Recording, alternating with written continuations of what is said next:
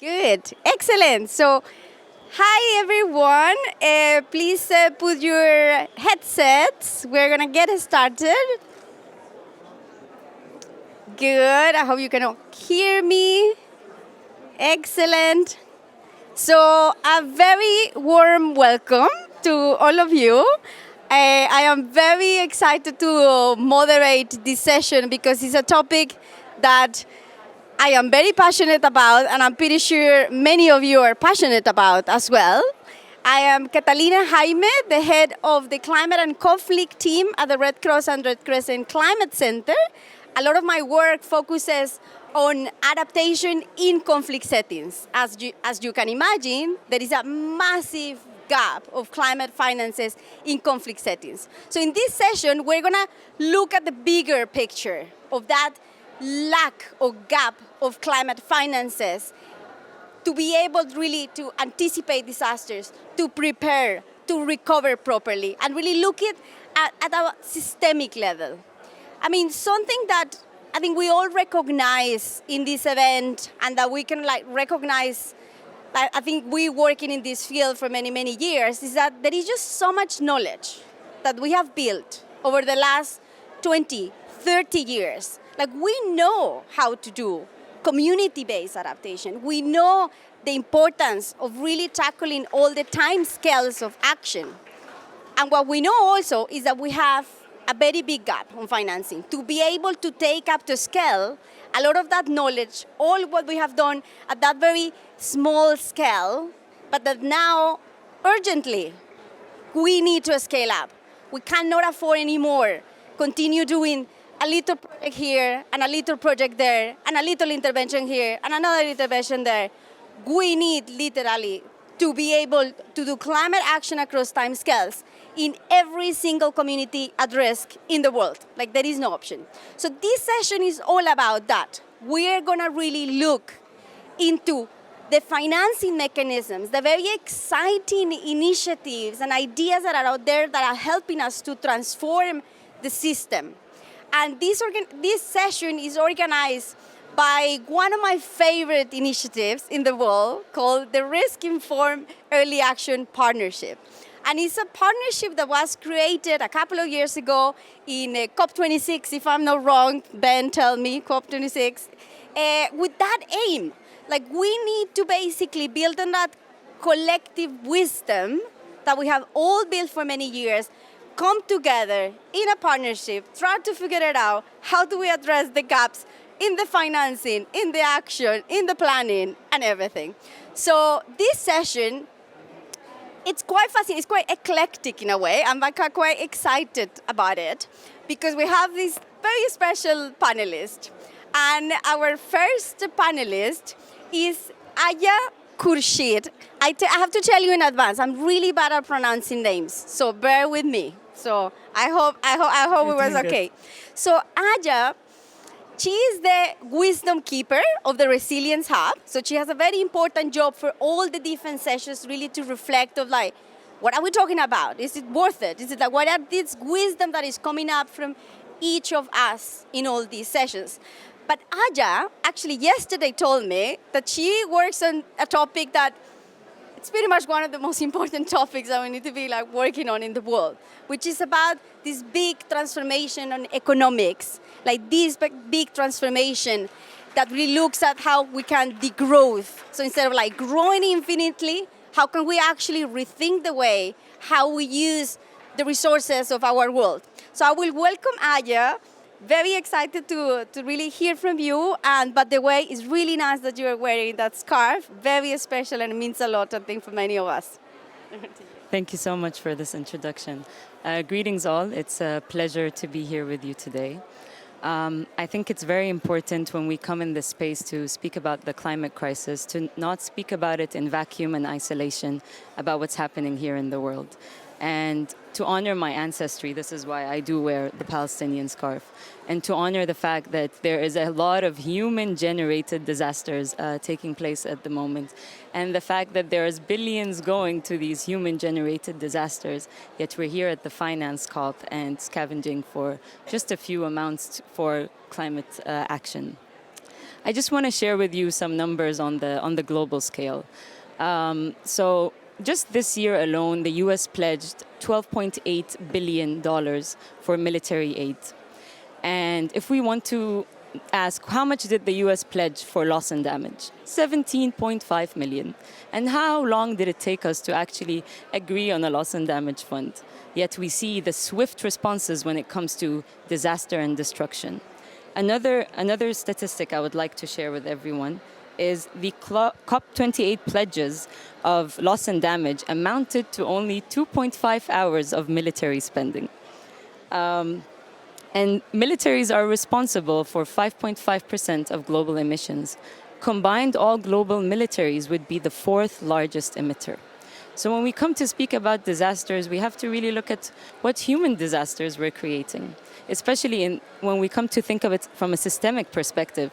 Here we're trying to find money to solve the climate disasters, yet we're funding human-generated disasters. So now just dropping in from the global perspective to the international financial architecture and really looking at some of the countries that faced climate disasters. So in specific, I want to take the example of Kenya and Pakistan. Kenya has suffered from immense droughts, immense floods, Pakistan as well. Yet when we look at Kenya's GDP, 60% of its revenue goes to debt servicing. The same with Pakistan. $20.9 billion goes for debt repayments and debt servicing. So when we think about innovative financing and trying to finance this gap, what if these international financial institutions looked at debt relief as a way of financing? What if these debt repayments were all directed to a fund that can facilitate for climate disasters and climate action? And it's also important to note that it's not just these two countries. I think 50% of Global South governments' revenue go to debt servicing instead of provisioning basic services and healthcare and making these countries resilient. Another way we can look at innovative financing is to look at the resource drain that happens in these countries. There are multinational corporations that extract profits from these countries without the correct profit-sharing mechanisms. So I would also like to share some numbers. African countries lose around $50 billion annually from illicit financial flows and resource mispricing. Developing countries also lose a total of 192 billion annually through profit shifting by global firms. So what if we establish a multilateral resource tax on these corporations and therefore create a fund where this money is channeled? There are really solutions. It just needs will and awareness and wisdom to look at things from a very broad perspective. So from here, I want to look at the socioeconomic system we've created. We've created a system that drains money from places that are needed. It creates waste. We've created an economic system that incentivizes competition, greed, and accumulation. So how do we create convergence, cohesion, and harmony? So the question I would ask is, what would nature do? As species, we have not really been here the longest. There are others who are much more intelligent than us, and it takes a bit of humility to acknowledge that. So if we want to look at nature and try to mimic an economic system that is fit for the problems that we are facing today, I want us to look at the mycelium network, which is a network that it's called the Wood Wide Web. It's under the ground and it's connecting all the trees. And we have found out that trees are quite social creatures. We have found that actually older trees send nutrients to younger trees. So what if countries did that? We have found that if there is a sick tree that's having attacks from pesticides, the trees gather to support that tree. So what if we learn a bit from nature? And if we want to start to think about how can we transition to this new economy, what do we need to do? I turn to the snail, and the snail tells us it's time to slow down. It's time to slow down, to rethink what we're doing, to reorient ourselves, and to ask the question, why do we even have an economy? Isn't it to care for each other? Isn't it to service our needs? So from there, the snail teaches us to take a moment to pause, to reshift and transition from destruction and disaster creating economies to a care and well-being economy. Thank you so much. Thank you very much, Aya. I think that's a really special way of starting like this conversation, because that idea of like slowing down and thinking and rethinking how we need to do things, I think is just so essential. And I think this example of the trees is exactly like this is sense of like fraternity that we need to have as humans, no matter what country is what we need in these spaces, what we need in the world to make the changes that we need to do. So that's very special. So we're gonna do something rather unusual. This is gonna be really, I think you have not seen this in COP yet, or maybe in other years. So we're just gonna play a very quick game called Snap. And I want you to reflect about some of the words that Aya said. So just think about those words, like what really came to your mind. So I'm gonna demonstrate the game very quickly with Ben. So we're just gonna basically try to see if we can snap. So let me see if I can manage my microphone. So Ben, nature. Okay. Humanity. Degrowth. Degrowth. Support. Humanity. I'm gonna give up. So you got the point. We're really bad at that, but I'm pretty sure you are excellent at that. So this is going to be a great opportunity for you to turn to your neighbor, somebody that you haven't talked with yet, and just try to snap on one word. Introduce yourself very briefly, and then just try to snap. 30 seconds. We just do that. I don't think we can. I don't know. You can do it yourself. Yeah. Okay. Okay. We have to do that like that. Okay. Girls. A snail. Tree. Nature. Okay, snap. Money. Aha. Ecosystem. Adaptation. Trees. At the same time. Oh, same Yeah, I time. mean, I'm still thinking. Like, okay. Okay, you say the ecosystem. Next one, let's go. Next one. Okay. Degrowth.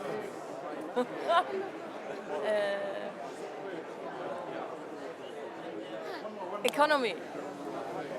Oh Brain is my somewhere God. I was thinking.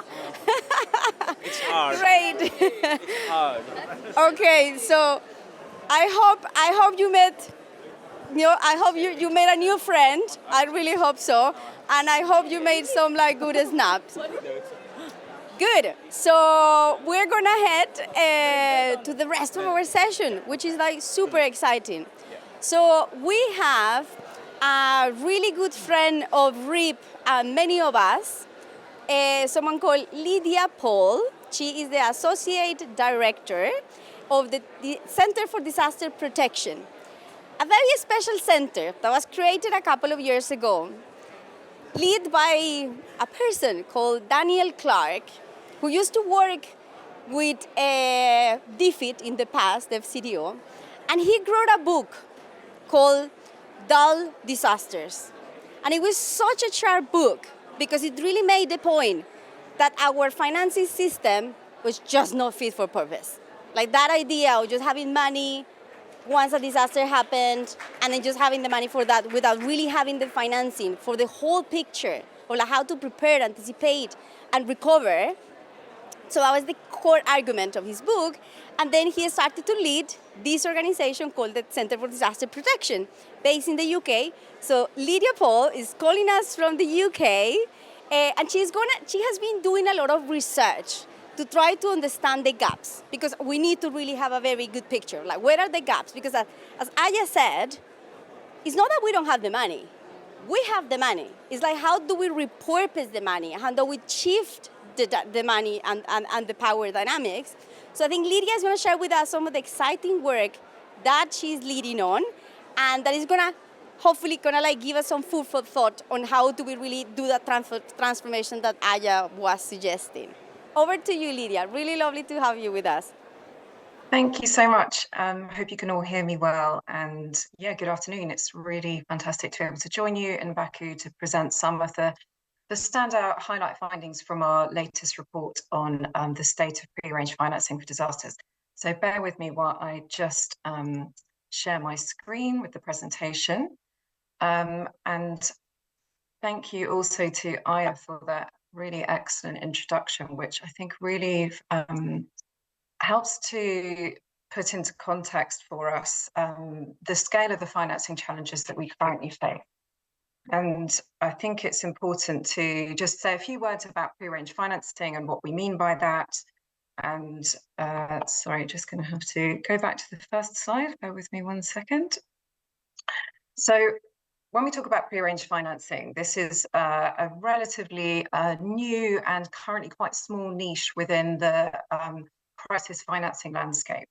And the reason why we think that this is important is because currently most crisis financing is organized after the fact.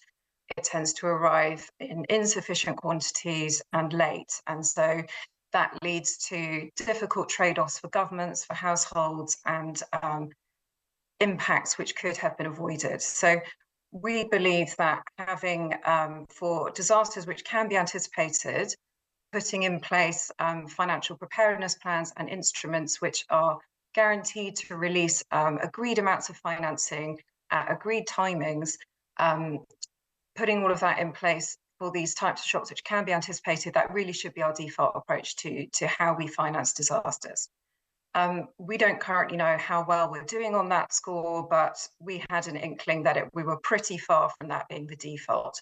So with this report, what we set out to do was to take the temperature of how particularly the international development community were doing in terms of supporting this new agenda. So we measured two key metrics in this report. So the first one tells us about the level of effort of the international donor community in terms of directing aid flows and aid-like flows towards pre-arranged financing for disasters. And then we also look at how much coverage, so how much the total financial protection that would be available if all of those disasters happened and the conditions under those agreements were met. So how much protection was in place should it have been needed. So how then are we doing? So in our latest findings using the OECD DAC aid data, in 2022, you can see that the amount of financing for crises which was arranged in advance has gone down to 1.1%, which is very far from being the default. So this looks like we're going backwards. That isn't necessarily the case because, in fact, most of that pre-arranged financing is provided in the forms of contingent disaster loans. And sometimes grants largely from the multilateral development banks, which are very event linked. So those will pay out when a large disaster happens that triggers the conditions that have been agreed. And so we found, obviously in 2020, we saw a lot of those loans paying out in response to the COVID-19 crisis. And then in 2021, we saw some large payouts in response to climate-related and other disasters in the Philippines and Indonesia. But if you strip out those contingent event-linked payouts, the trend over the last 3 or 4 years is pretty flat. So about 250 million a year. So it's pretty small in absolute volume terms, and it's very small in terms of the total effort that the international donor community is putting into responding to disasters, which I should note that as a proportion of ODA, the amount that we're spending on responding to crises has grown steadily over the last 10 years. So the other, I think, most important point to note about how we're doing in terms of the aid response is that most of this funding for pre-arranged financing is currently So I'm not quite sure why that is, the graph is not playing in the previous slide.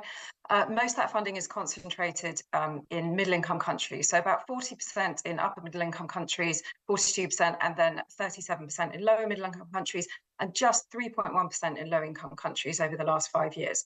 So very far from currently reaching those most vulnerable places, which are often on the front lines, experiencing the most severe impacts of climate-related shocks. And then if we move on to looking at the coverage data, so this is collected by the Global Shield Secretariat from their partners. So as I mentioned, this gives us an indication of the maximum coverage and protection that would be available if all the conditions were met. So there we see a much more optimistic picture. So there we've seen continuous growth year on year over the last 3 years, reaching a peak of 9.8 billion in coverage in 2023. So although the international development financing went down in 2022, should the conditions have been met, should there have been more large crises in 2022, those would have been able to pay out. So overall, we are seeing a positive trend in terms of provision of coverage. We don't know whether that measures up in any way to the actual protection gap. We don't know exactly what those financing needs are. So that is one of the next challenges that we will face, is to understand exactly how much financing we would really need to make sure that people had adequate protection in place. And the other point to note about the coverage data is that we're seeing similarly a very strong concentration in middle-income countries and geographically in Latin America and the Caribbean.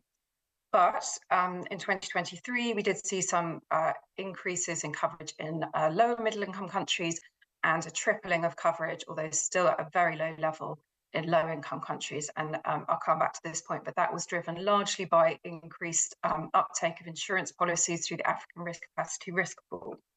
So some good news there in terms of the coverage, but also some real challenges that we are yet to address in terms of making sure that the coverage is being provided for some of the most at-risk bases.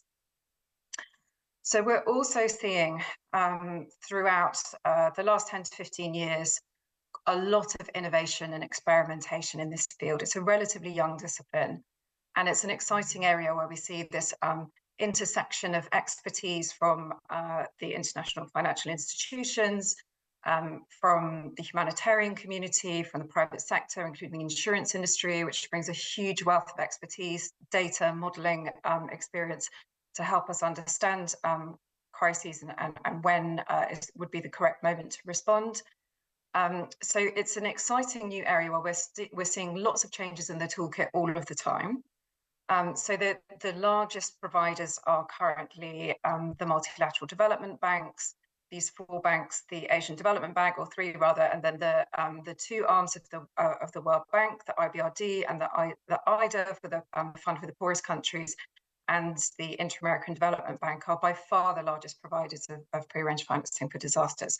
And that is largely in the form of contingent loans and grants. So in terms of coverage, last year, those in 2023, contingent loans made up 68% of the total coverage. That's really the workhorse of the pre-arranged financing instruments currently in use. But we're also starting to see growth in risk transfer instruments. So that includes catastrophe bonds and parametric insurance. And particularly, we've seen steady growth over the last 10 years in coverage provided by the regional risk pools, including, as I noted earlier, increased coverage provided in some of the lowest income countries and low middle income countries in sub-Saharan Africa through the African Risk Capacity Risk Pool. So some of the really big changes that we've seen there that has enabled this growth in coverage has been greater attention to the affordability and accessibility of some of these products. And we've seen, for example, increased comfort levels with the use of premium support from donors. That's probably been the biggest game changer. So 10 years ago, bilateral donors were not keen on paying insurance premiums on behalf of country governments. That has changed a lot in the last 5 years, and that has enabled a significant growth in particularly policies provided by the African Risk Capacity, but also the standing up of a variety of new instruments. So that's been one of the most significant changes. And we're also seeing the introduction of new instruments from the multilateral development banks, including the climate resilient debt clauses in the last couple of years, which were demand driven from some of the most climate vulnerable and climate affected countries. So a key ask within the Bridgetown agenda and coming out of the V20 that they're looking to see their international financing institutions providing much greater support to enable them to shock-proof their economies. So we've seen the introduction of these clauses very rapidly, and we would expect to see some interesting developments in terms of growth over the coming years. And we've also seen some changes in terms of the affordability of contingent loan products, particularly offered by the World Bank. So lots of positive signs there in terms of adaptations in the toolkit. It's also worth noting that humanitarian actors have played a really key role in driving some of that innovation and thinking through in partnerships with the private sector and with donors how to adapt financing products to some of the most challenging settings. So including through the development of anticipatory action, but also some novel new insurance applications as well. So what then would it take to see a significant scale up in terms of the pre-arranged financing for disasters, that shift in the default in financing crises that we hope to see, particularly in low-income countries where that financing is really struggling to reach at the moment?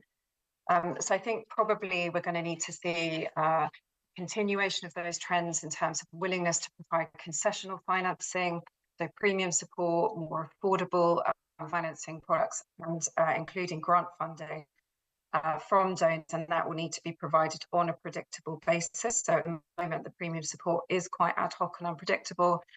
So we need to see much more willingness to commit and sustained support to that. And of course, we need to see continuation of the innovation on the product side, but also to really make sure that those products are meeting the needs of countries and are not just being driven by what's technically possible and what is feasible and within the comfort zones of the instrument providers. We don't want to see top-down solutions. These are really going to need to be tailored specifically to the needs of those vulnerable countries. And then finally, I really liked Aya's metaphor of the mycelial network. I think that pre-arranged financing is perhaps a sapling in the forest at the moment, and we would hope that it would grow up to take a significant space in the canopy. But it can't do that without effectively and efficiently without reliance and sustained and complementary investment across a number of areas. So what we often at the Centre for Disaster Protection refer to as the money outside. So that includes much greater coherence across investments in adaptation, in disaster risk reduction, and in all of those key institutional capabilities that deliver financing to the places where it's most needed within government systems. So we're talking about early warning systems, social protection systems, public financial management systems that are able to move money quickly and transparently and accountably through government systems. So we need to see not only more money and money which is accessible to countries that really need it, but also these complementary investments that support and sustain effective shock response. Thank you very much. I will stop there and hand back to you in the room.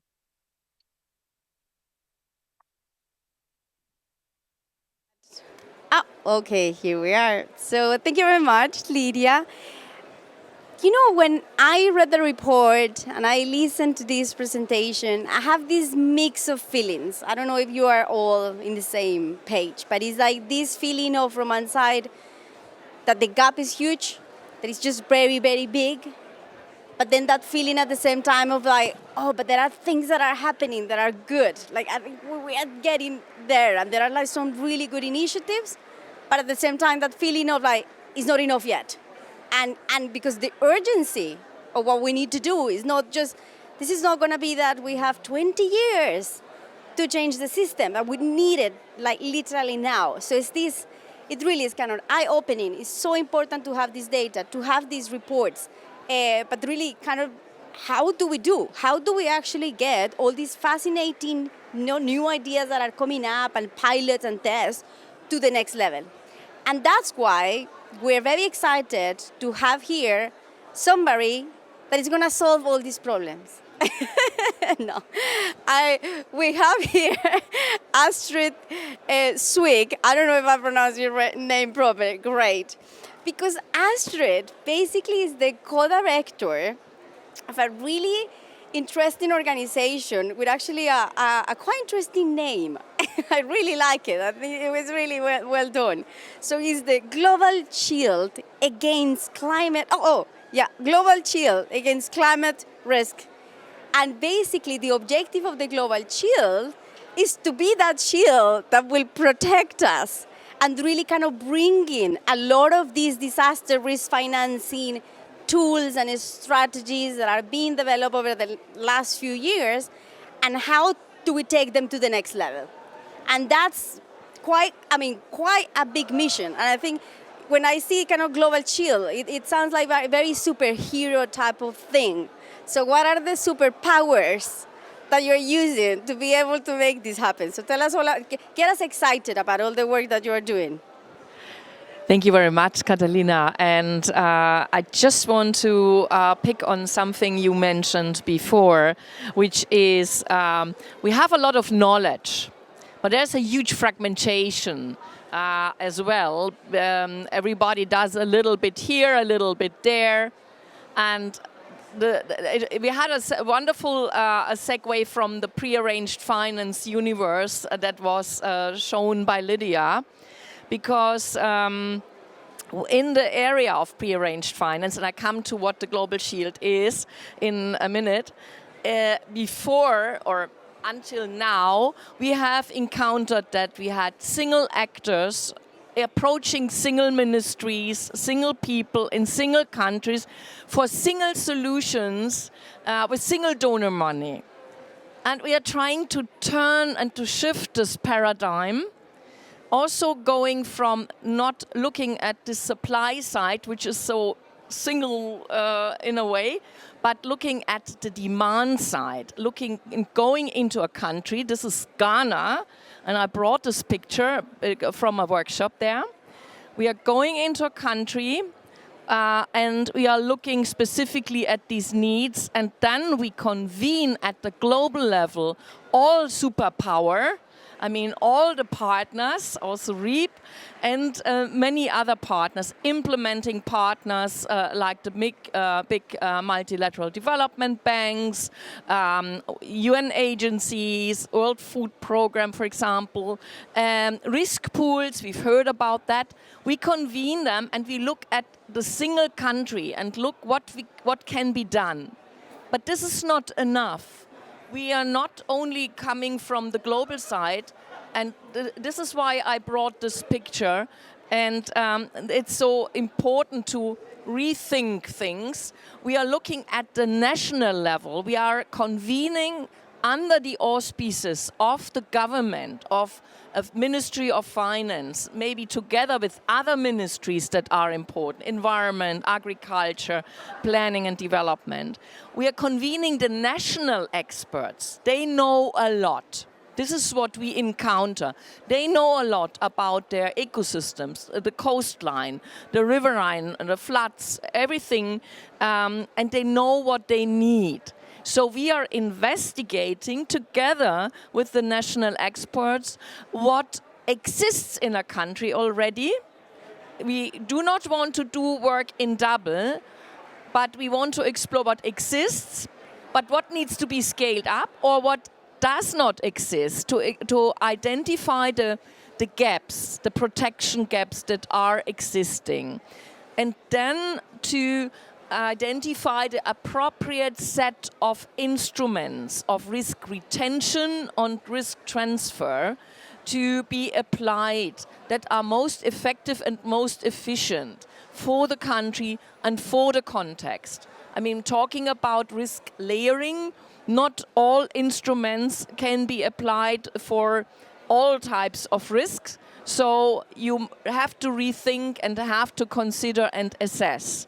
And that's what we are doing in this period of analysis together with the national experts. And we pull in international support and ideas to really help, also looking into innovative approaches to bring that into a country. This really changes a little bit the climate and disaster risk finance and insurance architecture. And it's a challenge, but we feel that now by the time, and we started with last year with 2 countries first, Ghana and Pakistan. We have now 17 countries in the portfolio. 7 countries are in full swing. Ghana has just submitted its request for support because we identify from the gap analysis what priorities a country needs and hand it over to our financing structure. This is what we have in place to really develop and implement the solutions. So we don't get stuck only in theory, but we change it and we implement these solutions. So the financing vehicles are in place. We mobilized 350 million euros since 2022. So with that money we can start working. But we also channel donor money to supply and support these activities. So it's really a kind of convening all the power, all the forces at global and at national level. And I just said we had Ghana as a first country piloting this whole in-country process we do. Ghana just purchased a few months ago a drought cover from the African Risk Capacity, one of the risk pools we've heard of. It also got support by the Global Shield Solutions Platform and KfW, another partner, with premium subsidies to first start exploring how this insurance concept is working. And we see in many countries that once you embarked on that and once you got, for example, risk insurance, and you got a payout, and this payout comes fast. Within 14 days, we know that from the risk pools, for example, you don't have to wait until humanitarian aid comes months later. So fast liquidity is there and can help to start contingency plans with the first measures and so on. This needs to be complemented by other measures. We are in the country, like Ghana, to look at what needs to be done in addition to sovereign risk schemes. And I'm also, I've been to the Gambia just a few weeks ago, and we encountered that, for example, to help smallholder farmers best, we might develop or even helping small and medium-sized entrepreneurs to provide inclusive insurance. So looking not only at the macro, at the sovereign level, but also looking at micro-level solutions. And in the Gambia, we encountered that there's no inclusive insurance market yet existing. So we need to look of how to get these innovative solutions in. And we can, in our network, we can pull on experiences. Like in Rwanda, they encountered this phenomenon some years ago, and they set up a program, own capacity building program in the country. They trained underwriters, actuaries for insurance industry, and they set in place inclusive insurance market, because that's also something very sustainable. We need to think about long-term action, things that remain. With inclusive insurance, you can also buffer huge financial losses at the individual level. I can continue here much more. We are launching our ambition framework. We started working first before we created this ambition framework, but now on the basis of the experience we encountered, we are launching our ambition framework on this Wednesday. here in the Benelux pavilion to continue with our work in the 17 countries. We hope we can serve more countries. We hope we get more money by the donor community in order to really look for a more comprehensive approach. Thank you. Thank you very much, Astrid. That is really good, kind of like to move from that picture from Lydia of like, okay, this is the gap. We know that we have some examples to really hear from you directly, that we have like some very concrete examples of like how the things are changing. I think one of the things that personally makes me very excited of like really having these like pre-arranged financing mechanisms, particularly for recovery, is that opportunity of use them for climate smart recovery. And I think it's just so, I mean, if the countries and the organizations doing recovery are able to know that they will receive X amount of money, then they will be able to plan in ahead and say, we're going to integrate clearly climate projections, risk analysis within the design of new infrastructure and new models. So I think it's quite big and revolutionary. The key is like, how do we get that? How do we do it quick? How do we take that up to scale? So I think we are up to something. So we're going to do something super quick, just to break a little bit the moment. I want you to turn to your neighbor, someone that you don't know, that you haven't speak with, very, very briefly, and just have a quick 2 minutes chat about what Astrid talked about. Like, what is that aha moment? Like something that you were like, oh, I didn't know that. Oh, I learned this thing. So just very briefly, turn to your neighbor, super quickly. So what is your aha moment?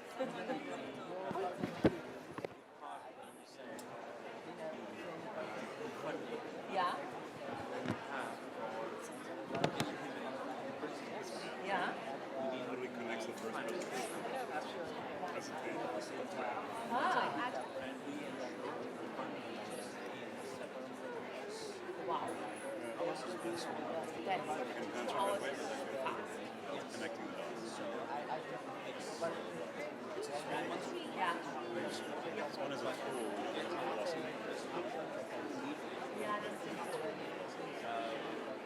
So yeah, that was the impact. This is what we've been advocating for. Yeah. Let's really bring it. Let's really bring it. Yeah. Let's Yeah. That's good. And I'm very keen on learning what you're working on. That's really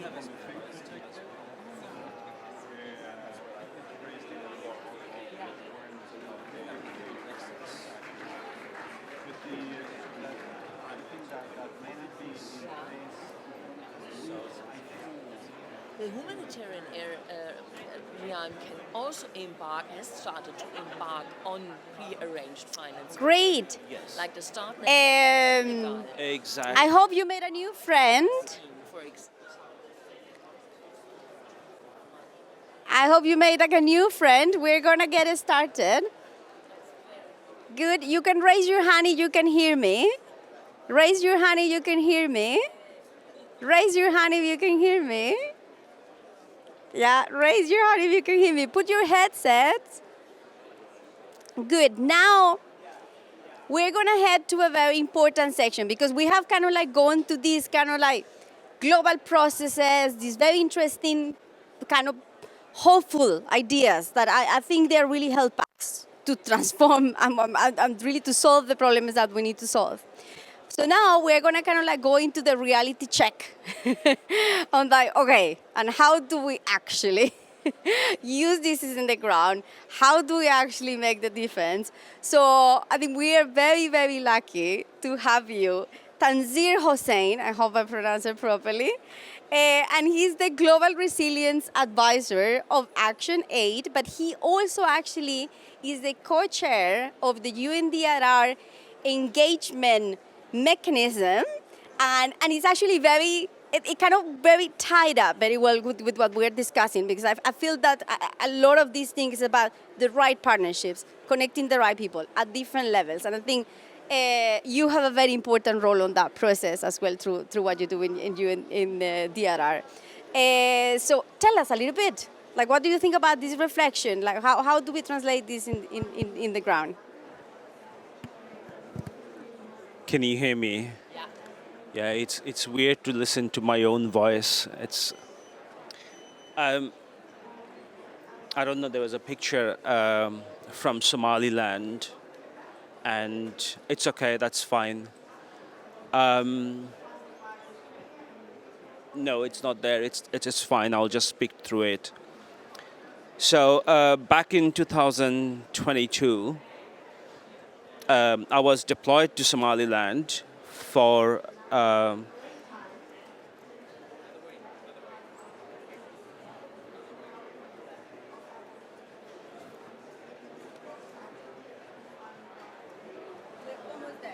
Yes, no problem. We're gonna get there. No worries. Oh, there we go. We managed. If you don't know what it is, I'll explain a bit. So it's one of the forgotten crises, we say, the Horn of Africa. We used to talk about it, and then we forgot about it, for whatever reason. So these are the houses of the pastoral communities,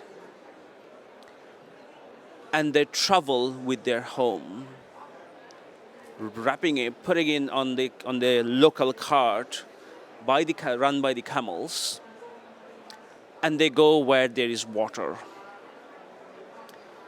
I've met some of them they was very close to Hargeisa, it's about 2 hours drive, and they were displaced because there was no water for days, and they traveled for about 10-15 days.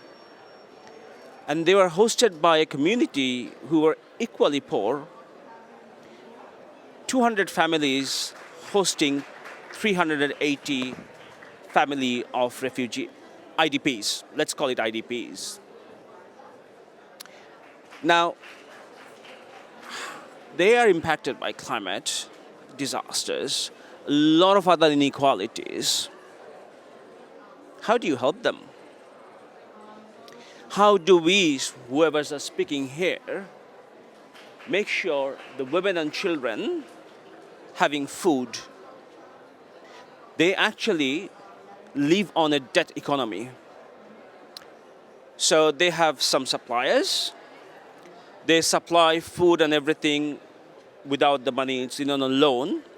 But when they pay back, the price is much higher. And what most of the agencies doing over there is cash grant. It's a lot of humanitarian response. And one key advocacy we want to do is, it's fantastic, but we also need to move away from there. And how do we build both preparedness action, disaster preparedness, as well as development capacity for this family? And one key lessons I took over the years is how is government budget is supporting them. So the whole element of the distributive justice as well as the redistributive justice. Many governments in the world, I can give you examples. In fact, though they are low income or middle income, they can somewhat level provide that immediate support through redistributing their budget process. And we do have examples from Nepal, from Bangladesh, from many other countries. If you look at the Climate Fiscal Framework Initiative, that actually provides you the data and information how it needs to be done. And also that budget, how does it go to the local government? We haven't talked about local government. Extremely important both for early action, early warning, financing. Okay? Now let's go a bit up from where in terms of the finance flow. I think some of the things I wanted to say, my previous speakers spoke most of it. I just want to say a couple of things. There was a report that we published back last year. It says where the finance flows. And the report showed since the Paris Agreement has been adopted, $3.2 trillion has been financed by some of the banks in the South fueling climate crisis by investing in dirty energy. So there is money. The event says that we have the money, we are getting richer. We are actually much richer than what we used to be. So how come that person is still traveling from one place to the other, crossing the border in Kenya and Ethiopia and living a life like that? I think that's a much greater question we need to say. And I completely agree with you. We can't see climate finance in isolation because decision of climate finance does not happen here. It happens at G20. It happens by the national governments. The way we see it in ActionAid is we live in a neo-colonial system and we have to decolonize our, not just funding, overall the system, transform the system, including the funding. And how do we do that? I think in the previous session we were talking about, in one of the sessions we talked about gender plan into the climate and other processes. I think one of the start point is there. It's how the impacted people, even in the previous session we talked about it, that women and young people as a change maker can come to that decision level, making level, even at the national level. And that voice has to be reflected. Having that money, all that money to the national government doesn't automatically mean that it will reach to the community unless there is accountability, transparency process. And that has to be done by the community who are impacted. And that's one of the key ways we do decolonization process. How do we shift the power to the community? And I think there's a lot to learn. The climate platform can learn from the humanitarian community on that, far ahead in terms of how we shift the power in some of those spaces. And I think my last point on that in terms of how do we ensure money goes there? I won't say South-South cooperation, I would say people-to-people connection. I love that you say that. The story from there has to reach to US, UK, Europe, and the other southern countries as well, how they're living. And put pressure on their government, especially prior to election, post-election, budgeting and all that processes. The 0.7% GNI has not been achieved. If you look at it, there's a figure actually. It solves a lot of problem if you do that. And again, decolonize the system, including funding. Thank you. So thank you so much. I think that is it's a very interesting reflection because it kind of ties up with all what we're saying. And it really makes me actually think about all the number of youth that are outside of these pavilions that are basically saying what we're just saying here, of that need of power shift and balance and that big transformation. And I think reflecting about what you said at the beginning, of how can we become that tree, that families of trees. And I think it's exactly what you were referring. How can we have that fraternity where the big tree protects the small tree, and that is just this kind of human feeling that we can have. I think that bottom line is that we're talking about all these big processes and all the different things, but it really all boils down as well of we're all in this planet, we're all humans, we need to just help each other, infinitely. So that is something that I wanted, where I was in a previous session and we were remembering a very close friend of us who helped us to shift the financing system in the humanitarian sector. The person who made us create these anticipatory action mechanisms. And he was a very particular human being because it made us move from our comfort zone to a magic zone in the humanitarian sector, where we, in the past, we did not have a financing system that we could use to do early action. So he always asked us a question: what would we do if you were 10% more courageous? So I want to ask you that. Like, super, we don't have a lot of time, but I want you to be sharp. Like, if you were 10% more courageous in your own field, what would you do to actually make that shift that we need to do? Everything that we talk about. So, Aya. 10% more courageous. I think I want to say decolonize, debt cancellation, and really speak to truth to the power dynamics that are happening here. Brilliant. And you? Continue challenging the power that dictates our vulnerability. In Action Age, we believe people are not born vulnerable. The system make them vulnerable. So how do we challenge the power that makes people vulnerable? And Astrid. Shifting from crisis to risk management and to resilience management, ultimately, and connecting people and really looking at the individual as well. Right. Love it. I like that element of like understanding risk, like understanding exactly, like what are all these processes that make us to be more likely to be impacted by a hazard, and like really tackle that. Lydia, do you have any thought? What would you do if you were 10% more courageous?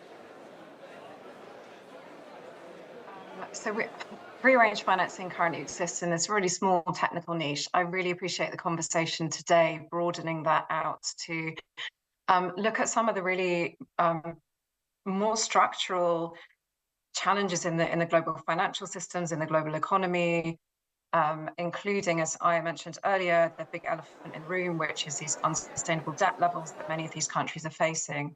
And for us to think outside of our small technical niches and silos, and to be more creative and connect with others in terms of how we think about finding solutions to these really fundamental challenges of our time.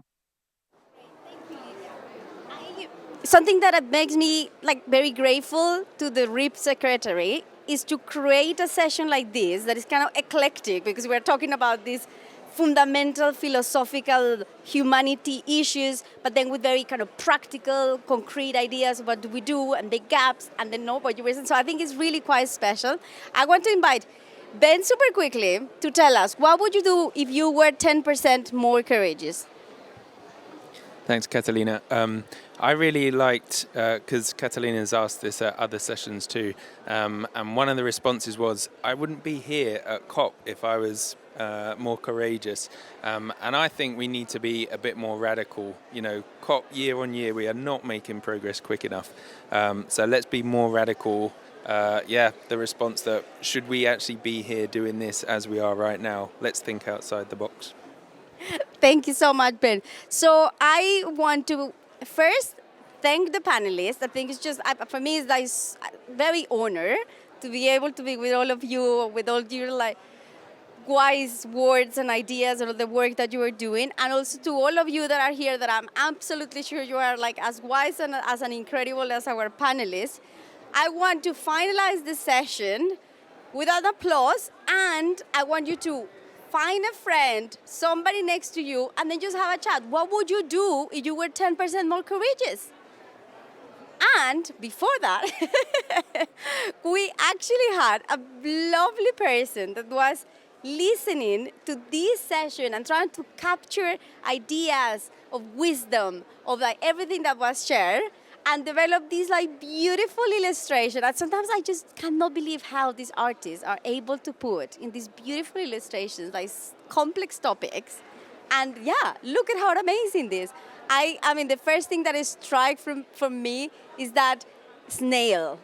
And that idea of like slowing down, which is it's like a mix of feelings, no? Like that we need to kind of definitely slow down as a world, but at the same time we need to accelerate the solutions that we have.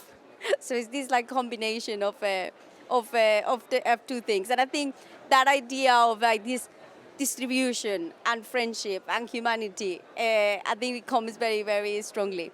You will be able to find this illustration in the RIP website at certain point. Our dear friends will put it, so please make sure that you go and check this out. So thank you very much. Please have a chat. What would you do if you were 10% more courageous? Thank you very much.